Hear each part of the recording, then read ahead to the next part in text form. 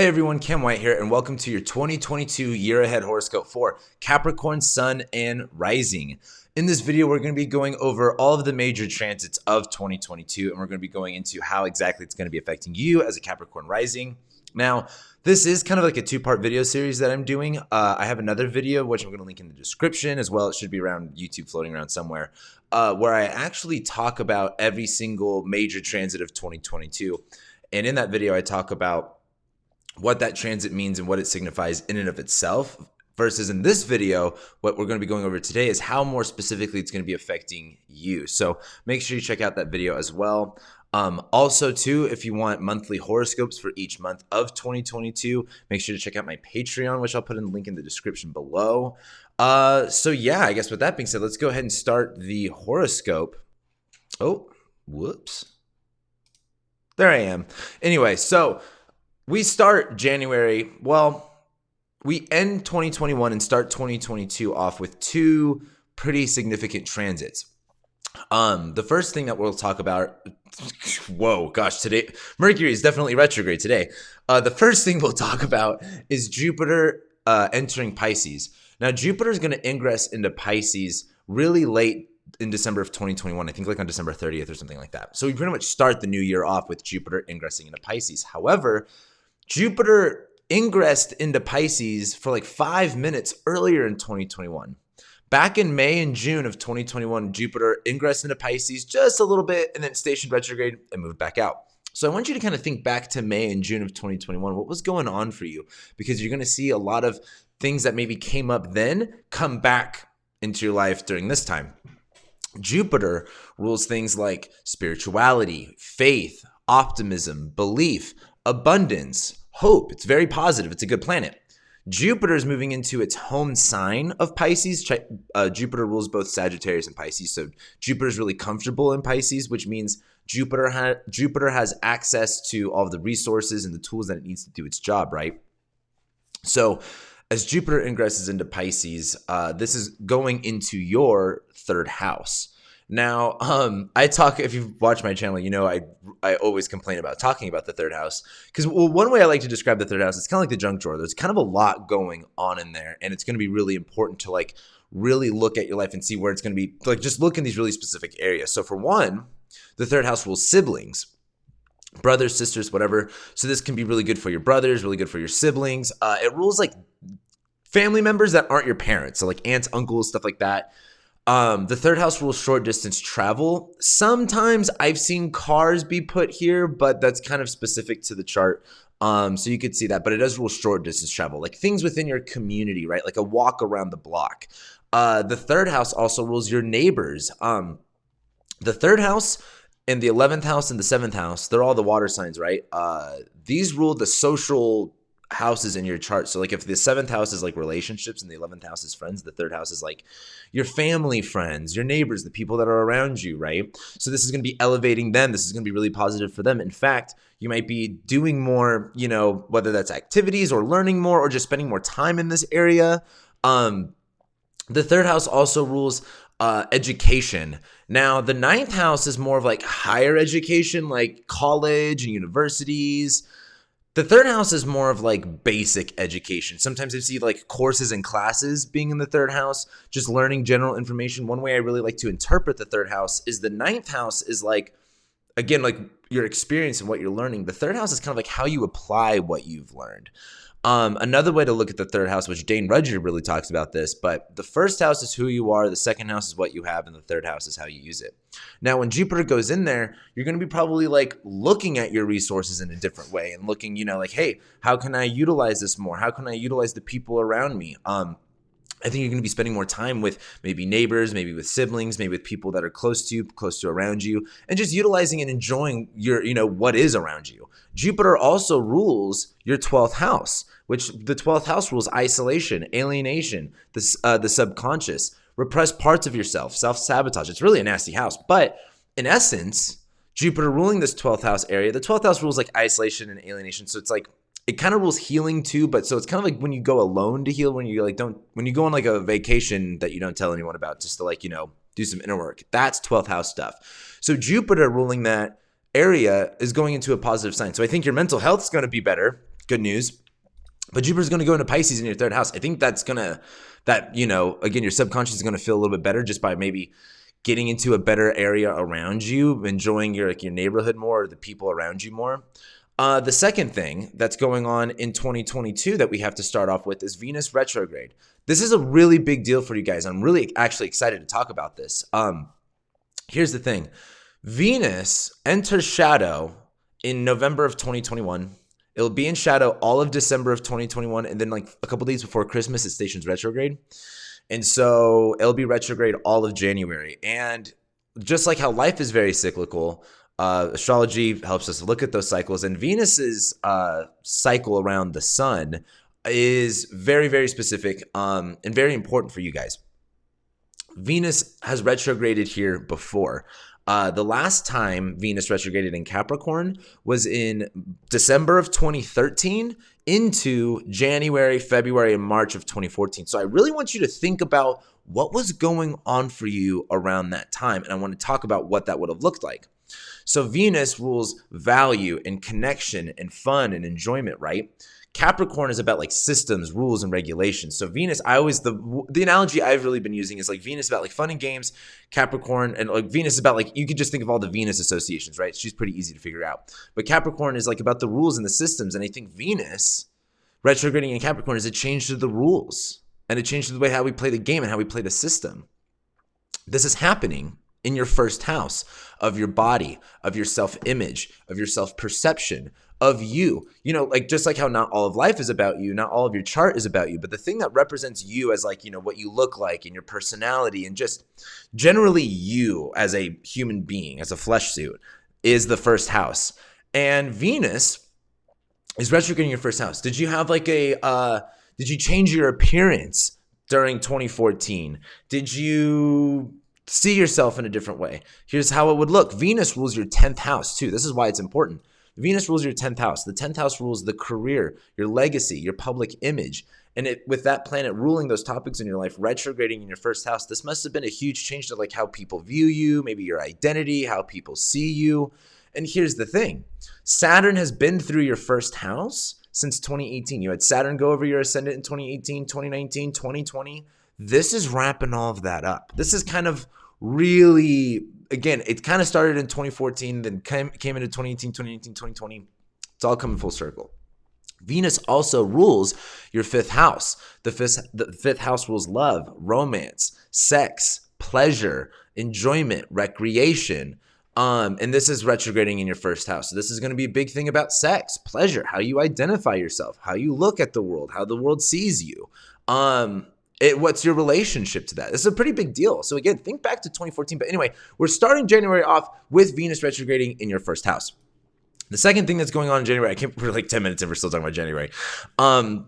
Mercury is going to be stationing retrograde here on January 14th in your 2nd house.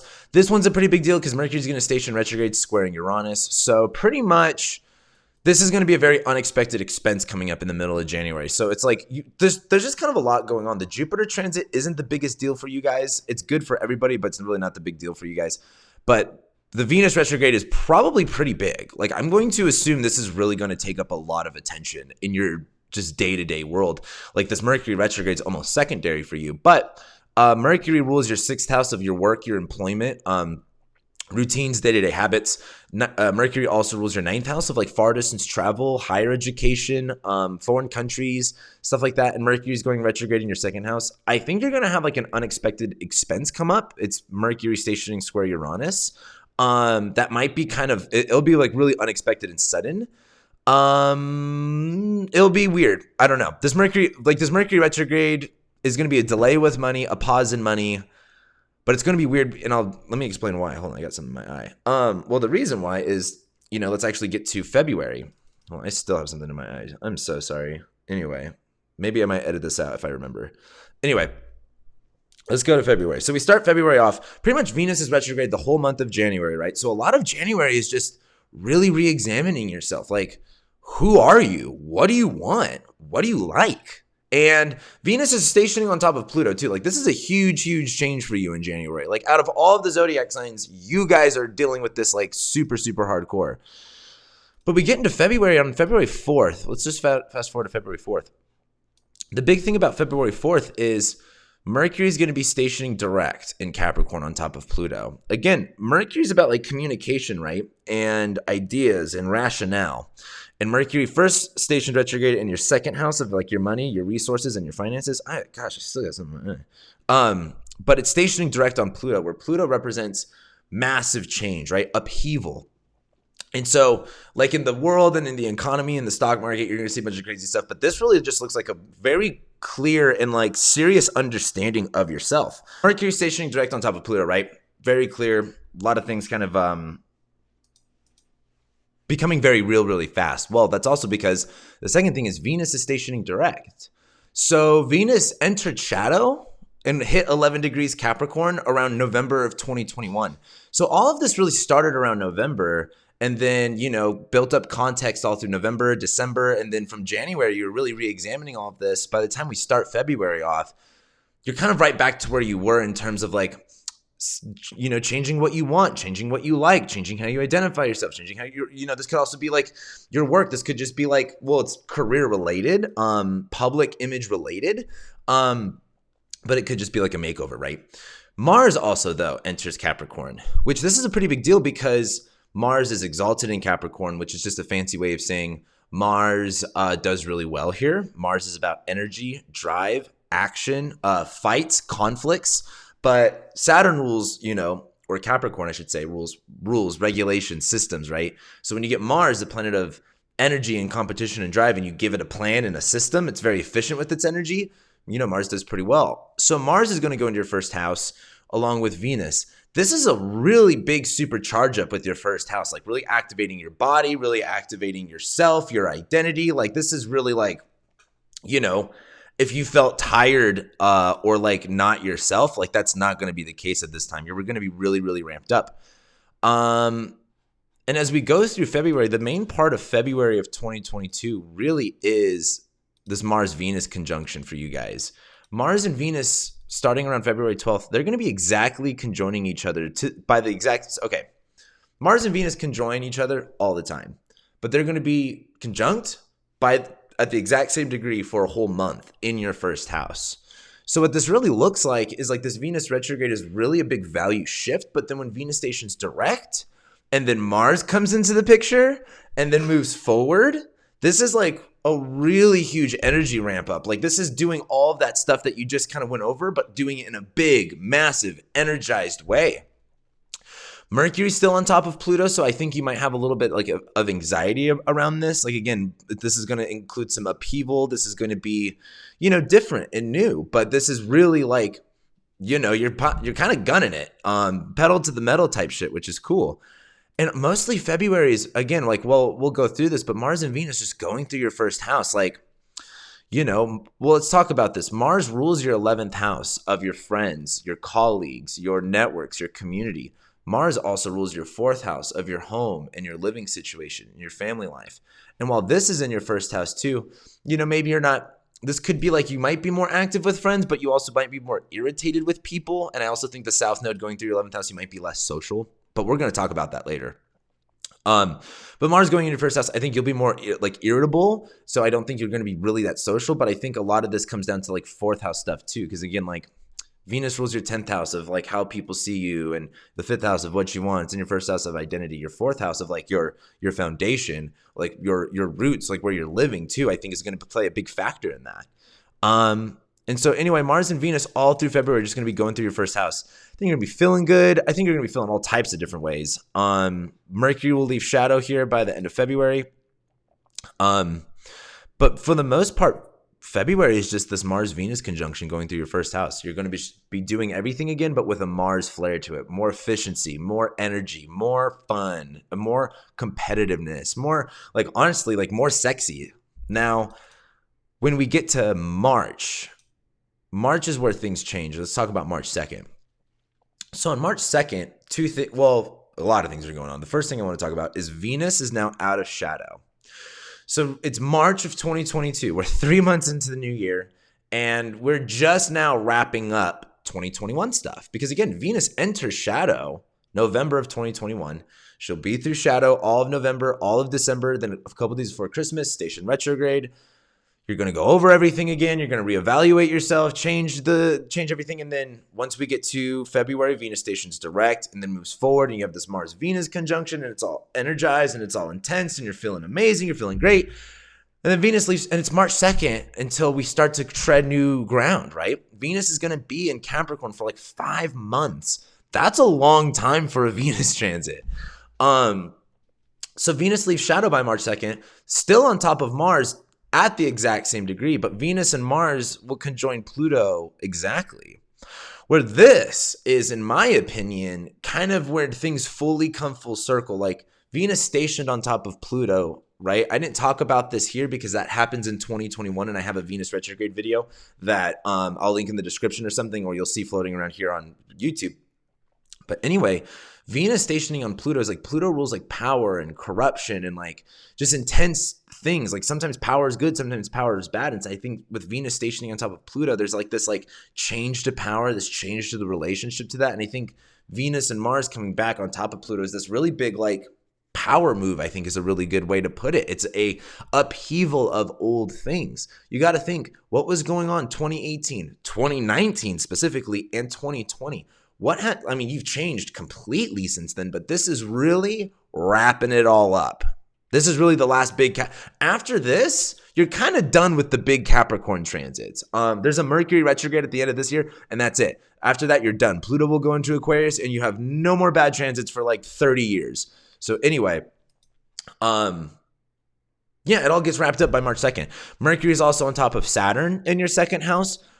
Mercury literally being on top of your ascendant ruler in your second house. A lot of this has to do, I think, with money too, finances, resources, understanding what's yours. And I mean, your ascendant ruler Saturn is in your second house. You're really looking at your possessions, your finances, and your wealth right now. And there's this new moon in your third house. And again, that third house is like that utilization of self. And so I think with this new moon, this is, again, really new way of doing things by this point. So then we get to March 6th where Mars and Venus both enter Aquarius. Now, here's the thing. January is very downhill. Like a lot of things are retrogressing. Yeah, like I would say like retroactive is a good way to look at it. Like we're going back on a lot of things, right? It's nothing really new forward. Or maybe I should say we're changing things, but we are going to be going back a little bit.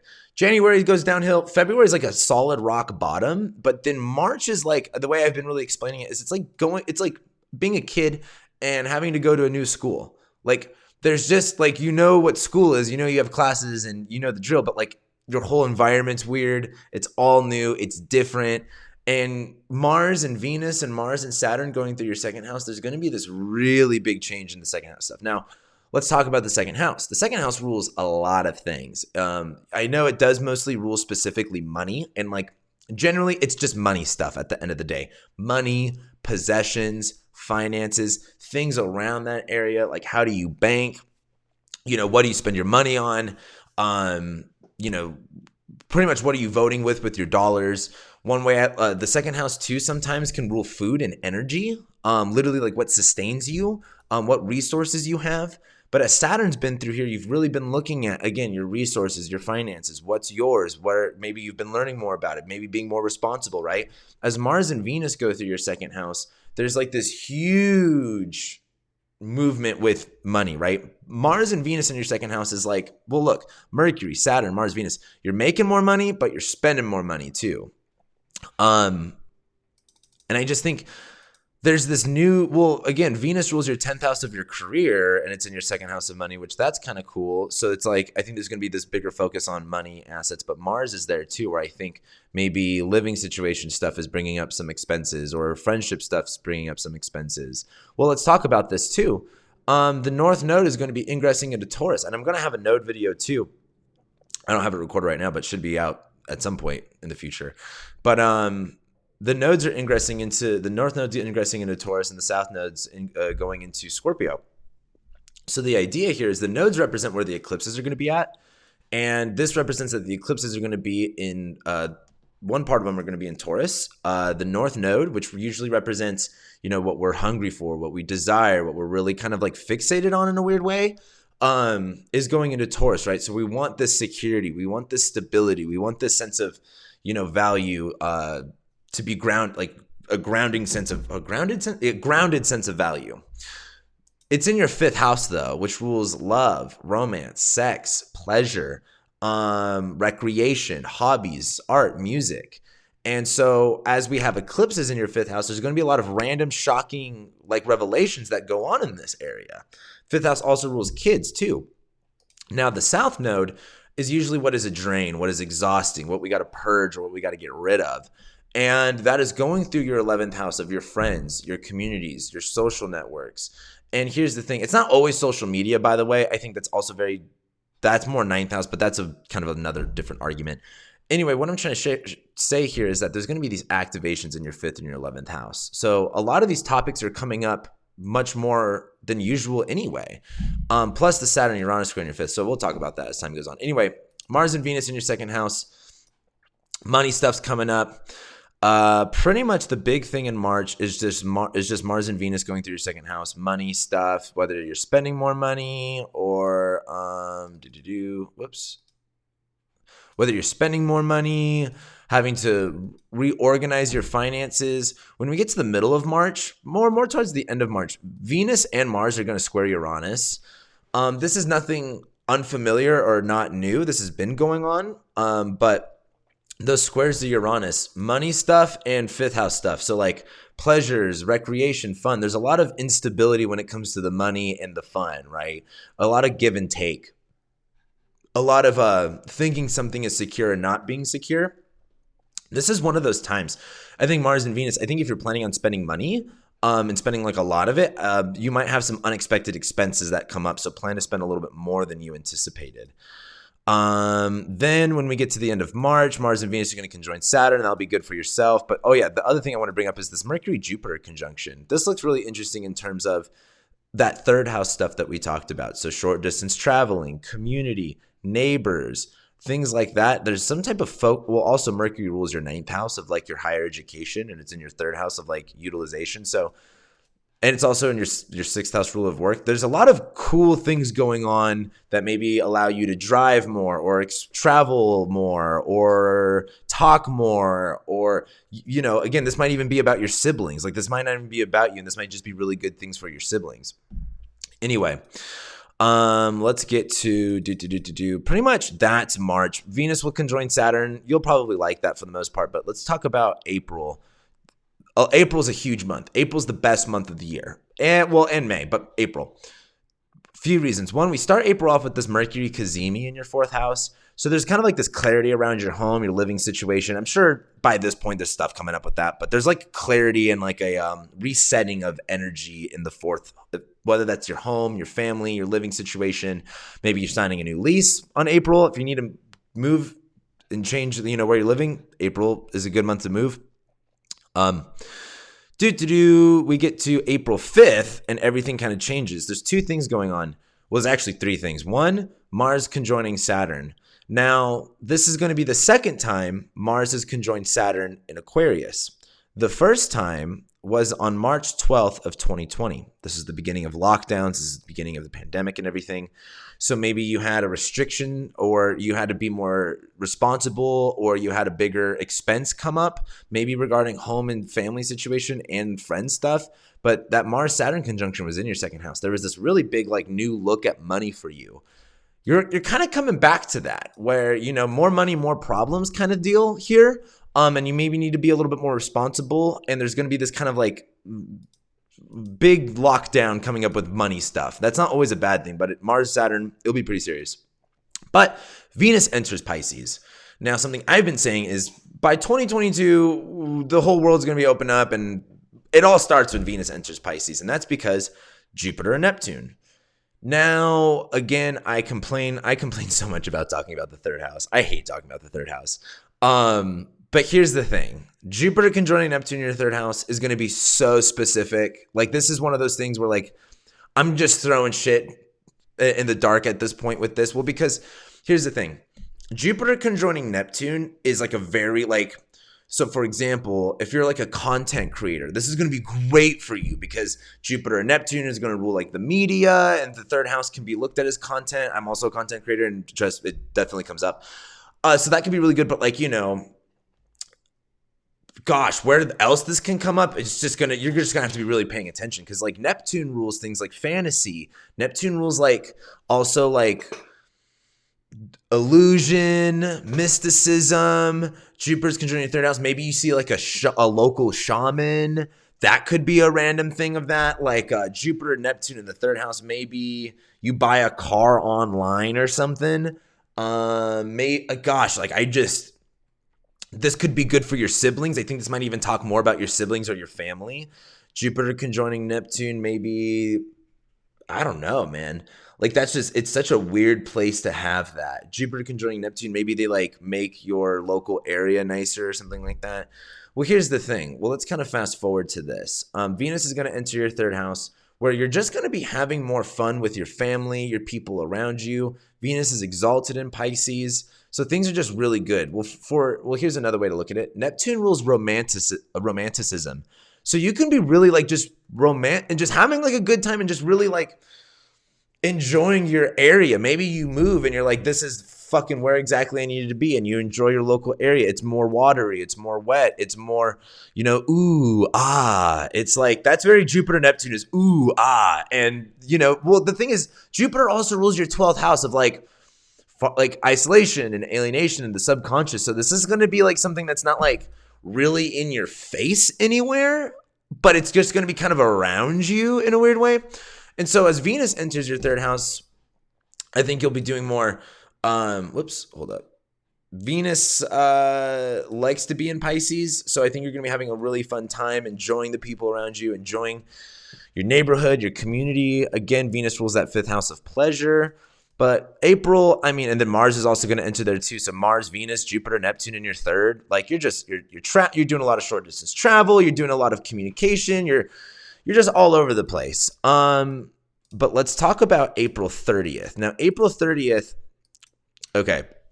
So let me also say this. I've said in like every horoscope, this is the best day of the year, which in my opinion it is, but it is an eclipse. And eclipses aren't typically good things, but I would challenge that with this one simply because, well, for one, this is an eclipse in your 5th house. Now, here's the thing. Like I said, the North Node's going through your 5th house. So there's this really big hunger and this big look at like, what do you even want? What do you even like? What do you desire? What pleases you, right? And like Venus rules your 5th house. So you're a very serious person, but work hard, play hard type mentality.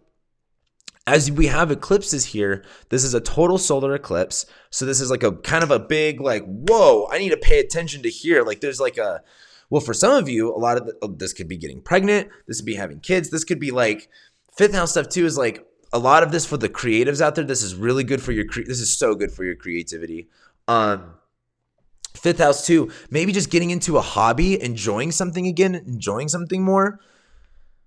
That could be one of the ways this is. But here's the thing. This eclipse is ruled by the planet Venus. And let's look at what Venus is doing.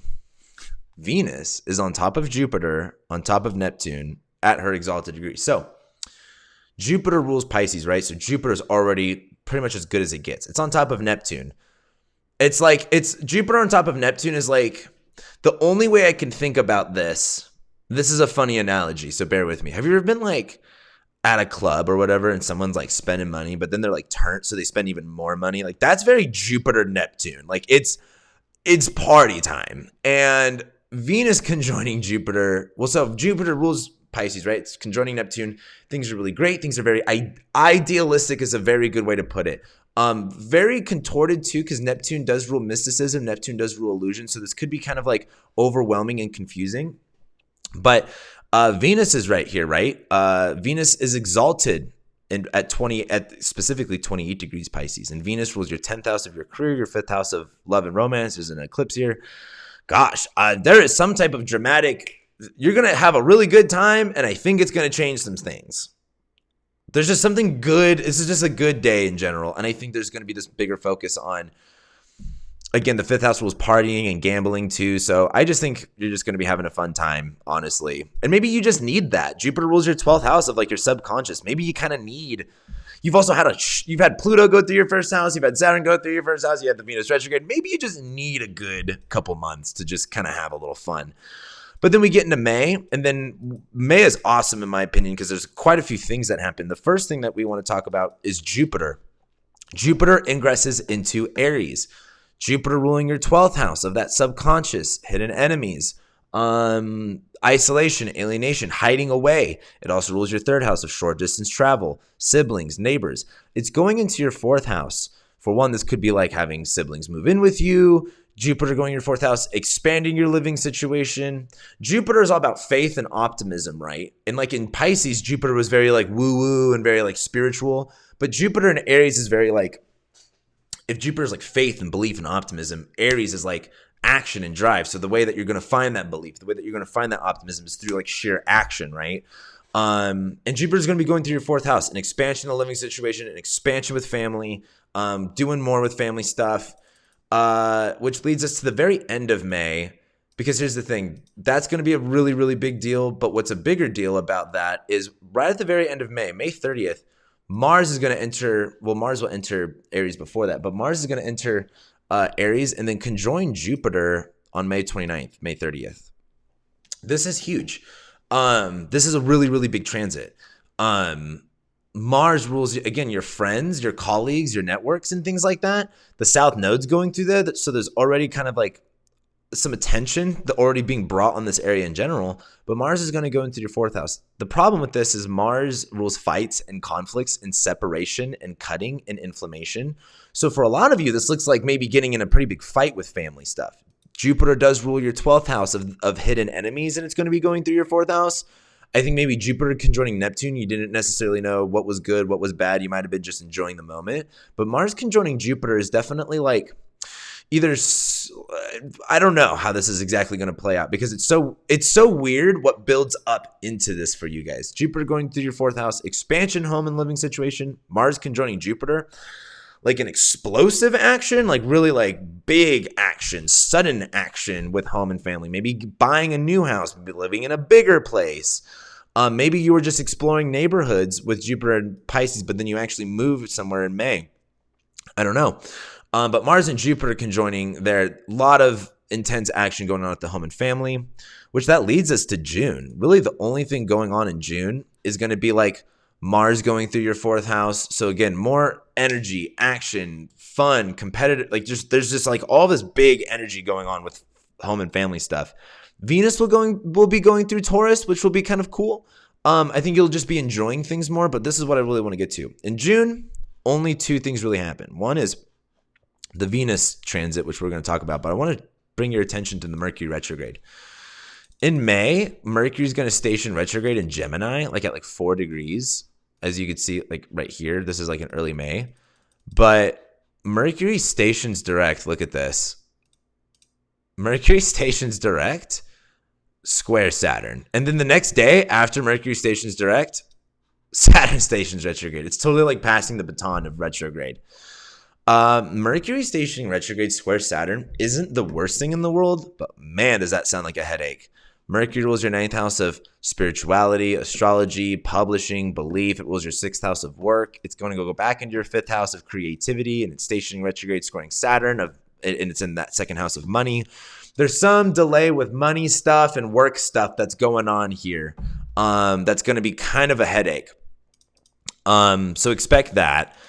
But then we're going to have Venus conjoin Uranus in the North Node, where there's this like Venus conjoining Uranus is like very liberating, very sudden, very innovative creativity. I mean, Venus also rules your 10th house of career, right? So you're going to be really focused on this. Venus on the North Node too. You're just going to be like wanting to be creative. But then Venus square Saturn. So there's this like weird boundary with creativity, love and romance and sex and pleasure and kids.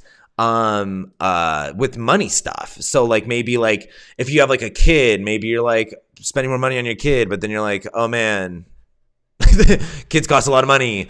Or maybe you're spending more money on or maybe you're enjoying your arts and crafts more, or like any type of hobbies, but you're just trying to find the right amount of budget for it. That could be what this is.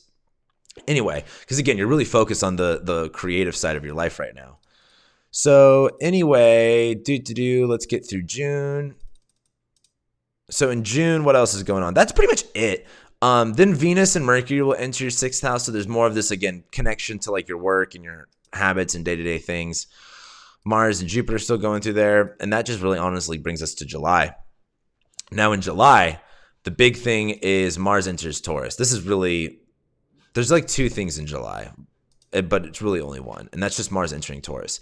This is a really big deal because this is setting up a lot of context for what's going to happen in the rest of the year.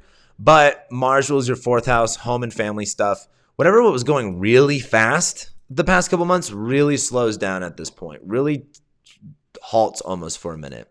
Mars also rules your friends, your community, your networks, and the South Node's been there, and that's going into detriment in your 5th.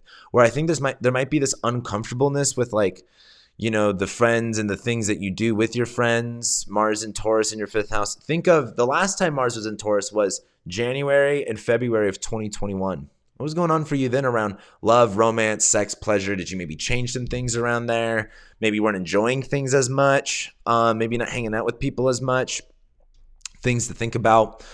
That's really the main thing of July. That's really it. It's like Mars goes into Taurus, things really slow down, things kind of get a little uncomfortable. But that leads to the very end of July, where at the very end of July, this is like the second thing that actually happens, is at the very end of July, right after the sun ingresses into Leo, Jupiter is going to station retrograde. So this is a pretty big deal. Hold on, I need some water. So this is a pretty big deal because Jupiter has flown. Jupiter, was in Aquarius at the very end of 2021, flew through Pisces. In its transit to Pisces, or transit in Pisces, it conjoined Neptune. It had that Venus-Jupiter conjunction that was also part of an eclipse. Then it moved into Aries. Then it had that Mars-Jupiter conjunction, and now it's stationing retrograde finally. This is a big, Jupiter being direct is like giving you all of these things. And it's like, hey, here's all this abundance. Here's all this opportunity. Jupiter retrograde is like, now, how do you integrate that knowledge? How do you still keep faith? How do you still keep gratitude, right? And Jupiter in Aries is like, man, maybe you got a big house and now it's feeling a little big or something like that. Jupiter's retrograding in your 4th house. There's going to be this really, I think, inner reflection around your family, your home life, your roots, where you want to live, how you want to live. Because 3 or 4 days later, we get to August. And I've talked a lot about this. August 1st is probably the worst day of 2022. Maybe the second worst day. There's 2 bad days. This is one of them. Mars conjoining North Node, Uranus in the 5th house. Honestly, this might not be horrible for you guys. The 5th, having this in the 5th house. Maybe if you have kids, maybe your kid gets into trouble or something like that at the worst. But Mars rules fights, conflicts, and action, right? But Mars is in Taurus, where I like to think of Mars in Taurus as like a rusty knife. In fact, if you try to cut something with a very unsharp knife, it can be more dangerous than a sharp knife would, right? And Mars is on top of Uranus, where there's this liberation, there's this sudden action. It's very destabilizing. Saturn squaring Uranus too this whole time. It's on the North Node, where it's very dramatic. It's very, very dramatic. It's like an emergency. Mars, Uranus, North Node of the 5th house. Mars rules your 4th house of home and family, right? Living situation, and it's in the 5th house. So this could definitely be if you got a family and kids, this could be just something random going on there. And this could be something stupid too, fuse pops or something like that. But Mars also rules your 11th house of your friends, your community, your colleagues, and that's here. So this could be a really big shakeup with the people in your life. I would just imagine this as a pretty big shakeup in what you do. Again, there's a lot of focus on what you want and what you like at this point. Venus is also in your 7th house of relationships. So this could, in my opinion, might be a big shakeup with the friends and the people that you hang out with. And then immediately after that, on August 7th, Mars squares Saturn, which is there's definitely no Mars square Saturn is going nowhere fast. And as Mars is in your 5th house of love, romance, sex, pleasure, and there's this energy and this aggression here, Saturn is squaring it. So maybe you want to do more fun things or you want to have more excitement, but Saturn squaring it is maybe you just don't have the budget. Maybe you just don't have the money. Maybe you need to practice more self-control. I think that might be a big thing here. Mars, Uranus, North Node, this might be a thing too. Maybe there's an accident at the home that costs a little bit more money than you were expecting. Jupiter's now retrograde and that big house that you got was maybe a little bit more than you anticipated. Something like that. And that's August. August, that first week, it just sucks. And then we just kind of deal with it after that. That's essentially it. I mean, we get your full moon, your new moon, and shit like that. But that's pretty much August. Mars will enter Gemini at the end of August, but that really doesn't become important until September. The reason being, we pretty much start September off with Mars entering shadow. So we're going to be having a Mars retrograde this year, and Mars goes retrograde every 2 years. But what's important about this is Mars retrogrades last a long time. So what's important about this is just paying attention to the context clues that will start developing around this time. Mars rules, again, action, energy, drive, fights, conflicts, separation, inflammation. Mars is in Gemini, where if Mars is about fighting, whatever signs it's going to be in, that's the weapon that it has. And what's Gemini? Words, communication, ideas. Mars in Gemini, right? Using our words as weapons. Mars in Gemini is also very dualistic in the sense where Mars in Gemini is always trying to do two things at once. Jack of all trades, master of none. Mars is going to be going through your 6th house. The 6th house rules health. It rules work. Well, here's the thing. The 2nd house rules your money. The 6th house rules your labor, and the 10th house rules your label. So, for example, you can have the 10th house is your career, right? Your legacy, but the 6th house is the work that you do every single day, that you do repetitively, almost habitually, that provides that. So that could always look a little bit different, but as Mars is in your 6th house, you're going to be working. You're going to be putting in that work. Mercury is also going to be in your 10th house, but Mars is going to go through your 6th house, Mars in Gemini. I think you're going to be doing two things at once, really kind of going everywhere with it. And it will work for a minute because Mars will sextile Jupiter, it'll trine Mercury, but Mars will enter shadow. What's important is you might be doing two things at once and really doing a lot, maybe even with your health too. But what's important is you're going to come back to this. This is not just you're just doing things and everything's fine and dandy. There's something about this you're going to come back to. So just keep in mind about that when we start September. The other thing with September is Mercury is going to retrograde in your 10th house opposite Jupiter. Miscommunication in the workplace, miscommunication in public, a delay with career things, rethinking of how you identify yourself of your career. It's opposite Jupiter. Mercury is opposite your 12th house ruler. So I think this might be, you seeing things differently now that Jupiter is retrograde and it's flown through and now we're going backwards. I think you're going to kind of slow down and really kind of go, I think you're going to go, during September when it comes to workplace things, career stuff. This doesn't look bad at all. But this definitely is okay, now that I have all of these new things, how do I balance all of this out? And Mars is in shadow at this point, right? So this is, in your 6th house of work. So there's a lot of problems that might be coming up that are going to be important as we move on. So that's September. And then we get to October. And October is just as busy as April. April is probably the busiest month, and then October is the second busiest. April is 10 years. I mean, my bad. October is 10 different years. First thing, we're starting the freaking month off with the Saturn-Uranus square. This is dragging on forever. This is nothing new. The problem is it's your ruling planet, so it's very, intense. Saturn first squared Uranus at the beginning of January of 2021, and then it did it again in the middle of 2021. And then it did it again in December of 2021. And then it really didn't square too much exactly until October of 2022. I'm pretty sure this is the last and final square. Saturn retrograde in your 2nd house. Responsibility over finances. Responsibilities over money really setting in, being heavy. Uranus is squaring Saturn. Unexpected expense. Unexpected, Uranus also just destabilizing things. Just you're doing this, you're doing that. Just expect the unexpected. I know that doesn't really help you, but, it's the same. Think of what was really sudden and shocking and destabilizing between, the first part of 2021, the middle part of 2021, and the end of 2021. Same shit, different day at this point. This is nothing new. You should know what's going on by this point. So here's the thing with this Mars retrograde. Mars is going to be trining Saturn the whole time. So this is a good Mars retrograde. It is constructive. That doesn't always mean it's fun, right? I always like to look at it's kind of like The Biggest Loser, which is just such a fucked up show for exploiting those people. But it's it is them losing weight's a very good thing, but that whole show and process does not look fun at all. It's not fun, but it's very constructive. Mars in the sixth house, trining Saturn. Hey, this is going to be a good change with like money and work stuff, but it is going to be a little difficult as you get there. So the Mars retrograde is going to be good, and we're going to talk about that. But what I want to get to is in October, as Mars is starting to slow down before it goes retrograde, Mars is going to make a square to Neptune.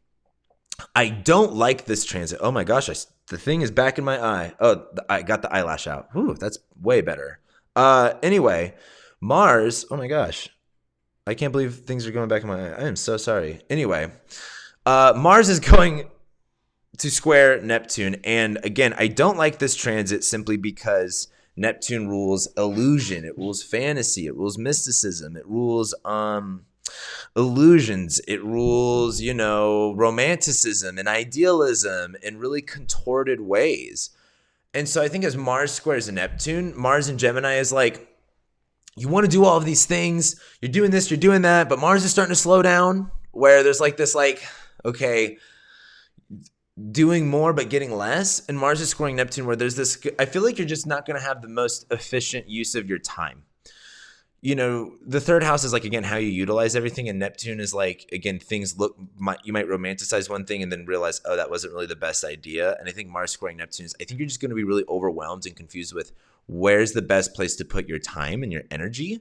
The good news is Venus and the Sun are going to be going through your 10th house. Mercury's going to go opposite Jupiter. They'll be trining Saturn, trining Mars. Things are going pretty good in like workplace, career stuff, money stuff. But as Mars is slowing in your 6th house, I think you're just going to be like not knowing what to do. Like, maybe I know that might just sound weird, but that's just what I think this is going to be. I'll just say that. But here's the thing. It's like October's so weird because like Mars is in your 6th house. It's like slowing down, squaring Neptune. There's like maybe this romanticism, this kind of like, question of what you're doing. But Venus is trining Mars. Venus is trining Saturn. Everything's kind of really constructive in this weird way. And then we get like to the end and there's like this Venus Cazimi at 29 Libra in your 10th house. So this is a really, this is almost bringing up Venus retrograde stuff at 2021 and at the beginning of this year. But this is like a refresh, a restart with career stuff, right? Really good. But then the freaking next day, both the Sun and Venus ingress into Scorpio. And there's the Cazimi continues into Scorpio. So Venus goes into her sign of fall. There's this really weird transition with like things be really, really being like nice and peaceful in the career area and the work area to like things being like, oh, I gotta like being like really like somber and like not comfortable. Because when we get to here on like October 25th, there's like this total solar eclipse on the South Node in your 11th house with Venus.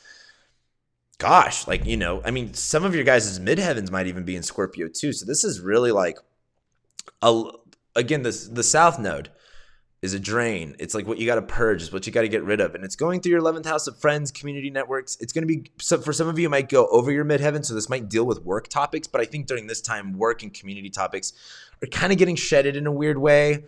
Again, Mars is your 11th house ruler. And look, on Halloween, Mars stations retrograde. So we have all of the South Node, Venus, Mercury, stuff in Scorpio going through your 11th house while that your 11th house ruler goes retrograde. There's a huge rework in your community and your network and your friends, along with 6th house of your work, your coworkers, your employees, your pets too. This could also involve pets. I cannot emphasize that enough. Which brings us to November. Like I said, October is like 10 years. But in November, pretty much the biggest things that we got to look at is Jupiter will retrogress back into Pisces. Things get really wet. Jupiter was at like everything was really fiery, and then things get really wet again as Jupiter goes back into Pisces. And there's all of this kind of like introspection and thinking about your mind and the subconscious and who's around you. November's a very emotional, God, like look at this, like when the moon's in Pisces, like trining all of this, like Jesus Christ, all air and water. Ugh.